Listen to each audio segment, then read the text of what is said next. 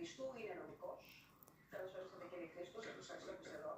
Επίσης εδώ μαζί μας είναι ο κύριος Γιώργος Γεωργίου, είναι κλινικός ψυχολόγος από το Hope for Children. Καλώς ορίσατε. Να μου επιτρέψετε να ξεκινήσω από τον κύριε Χρήστου, να διασαφηνίσουμε, γιατί ελέγχθη από την πρώτη στιγμή, ότι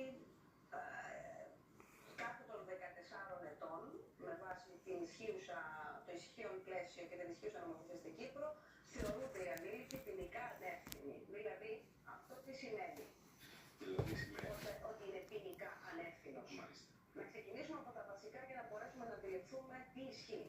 Ας πούμε κατά πρώτον ότι η τέλεση μιας άδικης πράξης είναι δεδομένη.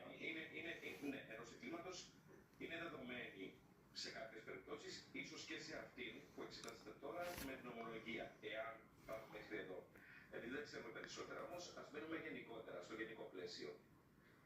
Η άδικη πράξη λοιπόν, στο τέλος της μέρας θα δούμε αν καταλογίζεται στο δράστη, δηλαδή αν μπορεί αυτός ο δράστης, αν πρέπει να τιμωρηθεί, αν μπορεί να τιμωρηθεί.